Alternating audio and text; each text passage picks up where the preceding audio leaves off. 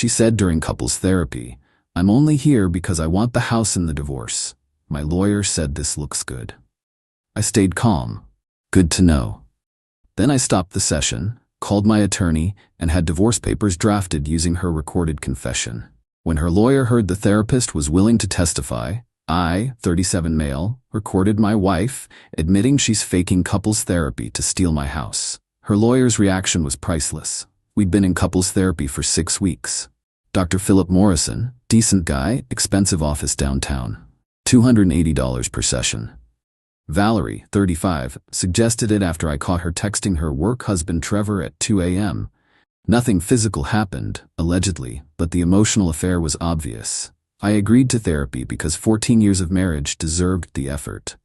Session 7 started normal. Dr. Morrison asked about our communication patterns. Valerie gave her usual performance, tears, hand gestures, the works. Derek just doesn't hear me anymore. I'd been quieter than usual that day. Something felt off. The way she kept checking her phone between responses, how she'd smile slightly when Dr. Morrison wrote notes. Then it happened.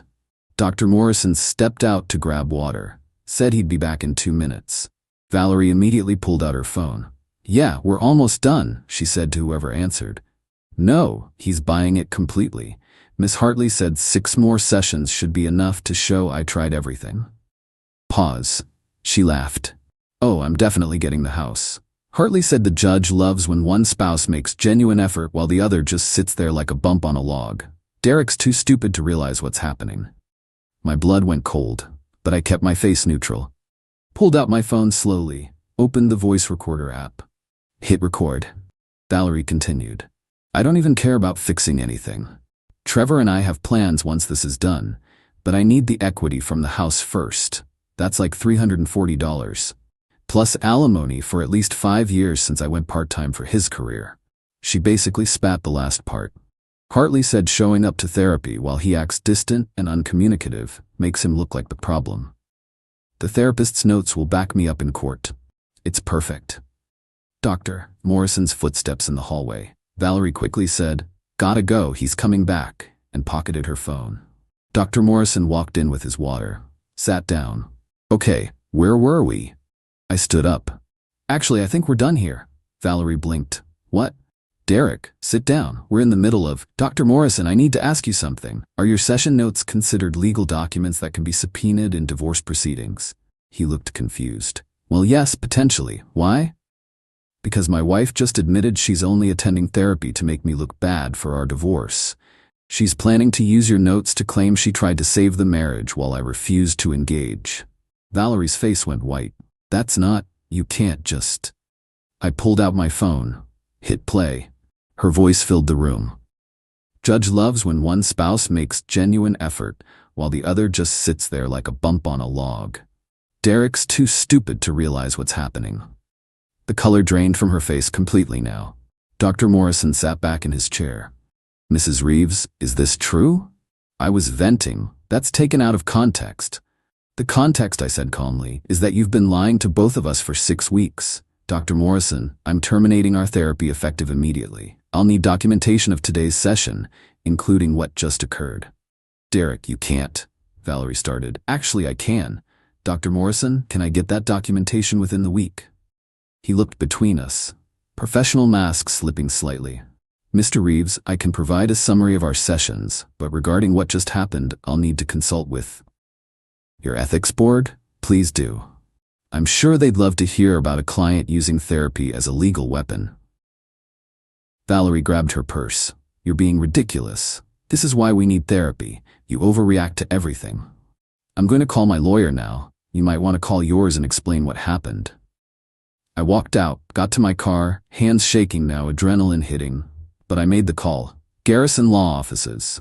I need to speak with Mr. Garrison. It's Derek Reeves. Emergency." 2 hours later, I was in Leonard Garrison's office. He's a pit bull in a suit. Expensive, but worth it. I'd consulted him months ago when things started getting weird with Valerie. He listened to the recording 3 times. "Derek, this is incredible. She literally confessed to fraud. Can we use it?" "In our state? Absolutely. One-party consent for recordings. Plus, she made these statements in a quasi-medical setting she was actively misusing. Any halfway decent judge will allow this. What about the house? He leaned back. The house is marital property. She'd normally have a claim regardless. But this recording shows malicious intent and deception, combined with the therapist potentially testifying about the manipulation. He smiled. Sharks have friendlier smiles. We can make her life very difficult. Make the call. File for divorce. I want her out. Give me 48 hours. Update 1. Papers were served Tuesday morning. I was at work. Valerie called 19 times in 2 hours. Didn't answer. Finally got a text. We need to talk. This is insane. I'm coming home early. I'd already moved into the guest bedroom and changed the Wi-Fi password over the weekend. Small, petty victories. She got home at 3 p.m. I was in the kitchen making coffee. Derek, what the hell is this? Waving the divorce papers. Legal documents. You're familiar with those. You can't just file for divorce without talking to me. Why not? You spent 6 weeks lying to me in therapy without talking to me. That recording is illegal, Miss Hartley said. Miss Hartley is wrong. One-party consent state. The recording is perfectly legal. Also, Dr. Morrison is willing to provide a sworn statement about what happened. She went pale again. He can't do that. Therapist-client privilege doesn't apply when a client admits to actively defrauding the therapeutic process. Garrison already confirmed it with Dr. Morrison's legal team. This is vindictive. We can work through this. I just looked at her. Valerie, you called me stupid. You said I was too dumb to realize you were manipulating me. You planned to take everything and run off with Trevor. What exactly are we working through? I didn't mean those things. I was upset. You were calculating. There's a difference. Her face hardened. The mask dropped. Fine. You want to play it this way? Miss Hartley is the best divorce attorney in the city. You're going to regret this. Maybe, but you're going to regret that phone call more. She grabbed her phone, went into our bedroom, slammed the door. Heard her screaming at someone for the next 30 minutes. Wednesday morning, got an email from Garrison. Valerie's lawyer requested a meeting, emergency conference call scheduled for Friday. Friday came. Conference call at 2 p.m. Me, Garrison, Valerie, and Miss Hartley on the line. Miss Hartley started immediately. Mr. Garrison, this filing is premature and inflammatory. Your client ambushed mine with... My client recorded his wife admitting to therapeutic fraud for financial gain. Would you like to hear it again? Silence. Furthermore, Garrison continued, Dr. Morrison has agreed to provide testimony regarding the manipulation of his professional services. The state board is also reviewing Mrs. Reeves's conduct. That's... Miss Hartley's voice was tight. That recording was obtained under duress. Duress? She was sitting in a therapist's office making phone calls about legal strategy. That's the opposite of duress. My client is willing to negotiate. No negotiation, I cut in. She gets half the savings, her car, her personal belongings. I keep the house. No alimony. Valerie's voice exploded through the phone. Half the savings? That house has $340,000 in equity. I'm entitled to. You're entitled to nothing after committing fraud, Garrison said smoothly. But we're feeling generous. Take the offer, or we go to court with the recording and Dr. Morrison's testimony. Your choice. Long silence. Miss Hartley spoke quietly. We'll need time to discuss. You have until Monday. After that, the offer expires and we pursue full sanctions. The call ended. That night, Valerie tried a different approach. Knocked on the guest room door around 11 p.m.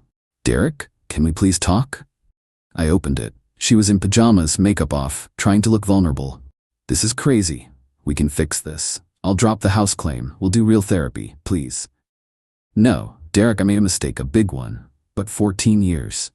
14 years where you called me stupid behind my back. 14 years where you planned to rob me blind. No thanks. I never cheated. Trevor and I never. Don't care. The emotional betrayal is enough. Plus the legal scheming. Pack your stuff, Valerie. You're done here. Her face shifted again. Vulnerability gone, replaced by cold fury. You're going to regret this. Miss Hartley has strategies you can't even imagine.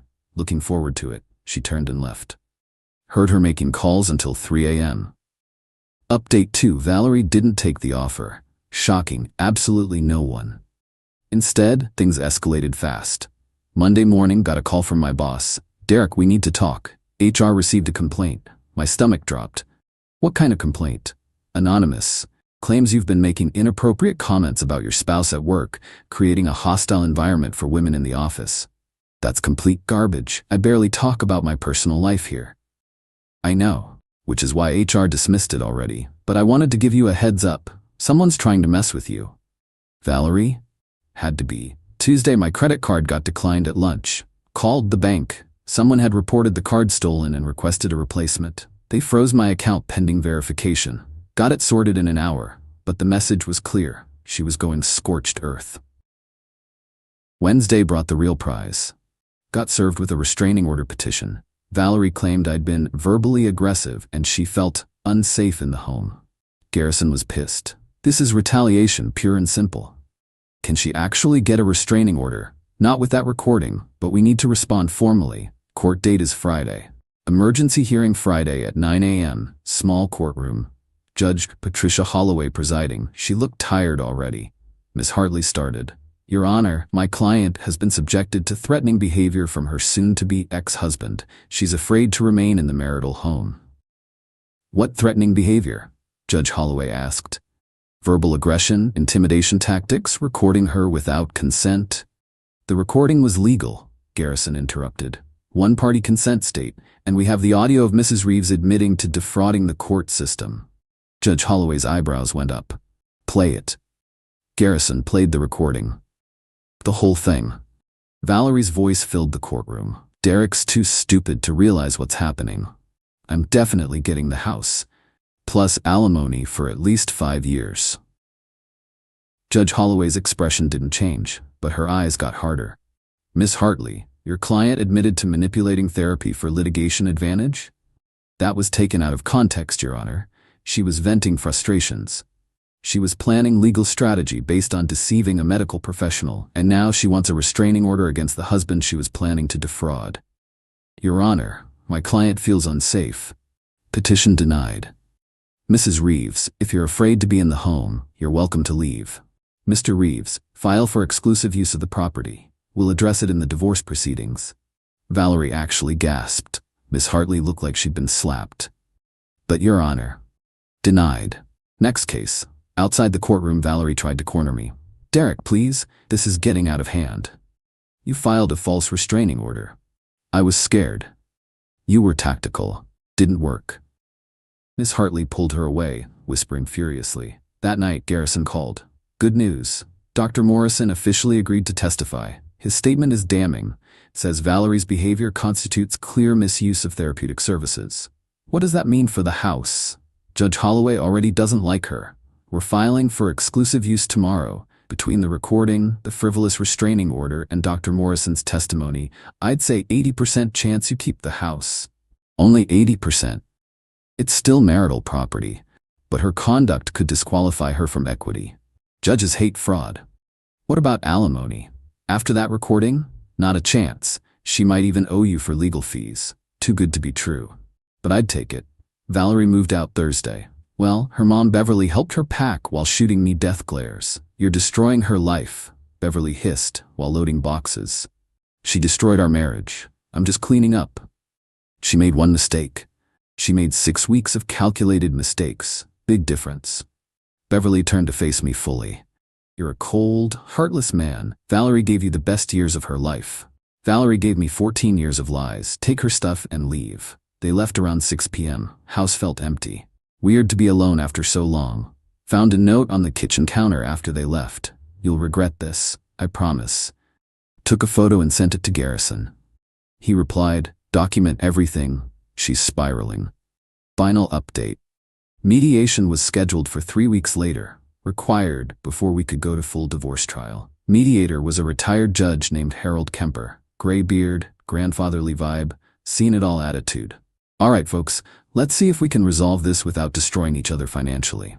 We sat on opposite sides of a conference table, me and Garrison on one side, Valerie and Miss Hartley on the other.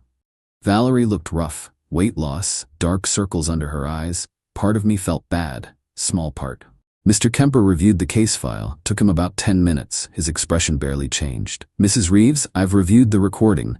Do you dispute its authenticity? No, but... And Dr. Morrison's statement, do you dispute that? He's taking things out of context. Ma'am, he states that you explicitly told him you were using therapy as a litigation tactic. That's not context. That's confession. Miss Hartley jumped in. Mr. Kemper, my client was under extreme emotional distress. Your client was committing fraud. Let's not dance around it. Valerie started crying. Real tears this time, I think. I just wanted to save our marriage. Derek gave up. He stopped trying. By your own admission, Mr. Kemper said gently but firmly, you told your attorney you didn't care about fixing the relationship.